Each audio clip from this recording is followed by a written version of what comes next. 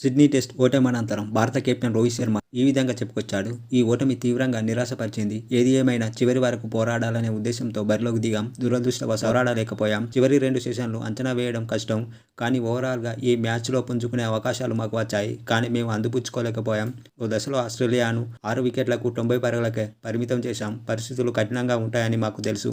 ఇలాంటి పరిస్థితుల్లోనే కఠినమైన క్రికెట్ ఆడాలనుకున్నాం. ఈ మ్యాచ్ ఓటమికి ఏ ఒక్క సందర్భాన్నో నిందించాలనుకోవడం లేదు. మా నుంచి సరైన ప్రదర్శన లేదు. డ్రెస్సింగ్ రూమ్లోకి వెళ్ళి జట్టుగా ఎక్కడ విఫలమయ్యామో తెలుసుకుంటాం. కానీ ఈ మ్యాచ్లో మేము చేయాల్సిన ప్రయత్నాలన్నీ చేశాం. కానీ ఆసీస్ మాకంటే అద్భుతంగా పోరాడింది. ముఖ్యంగా చివరి వికెట్ పార్ట్నర్షిప్ మా ఓటమిని శాసించింది. 340 పరుగుల లక్ష్యం అంత సులువైన పని కాదని మాకు తెలుసు. కానీ మేము ప్లాట్ఫామ్ సెట్ చేసి వికెట్లు చేతిలో ఉండగా చివరి 2 సెషన్లలో గెలుపుకు ప్రయత్నిద్దామనుకున్నాం. కానీ ఆసీస్ అద్భుతంగా బౌలింగ్ చేసింది. లక్ష్యాన్ని ఛేదించాలనే అనుకున్నాం. కానీ మాకు సరైన ఆరంభం లభించలేదు. మ్యాచ్ గెలిచే విషయంలో మేము తడబడ్డాం. నితీష్ కుమార్ రెడ్డి ఇక్కడ తొలిసారి వచ్చాడు.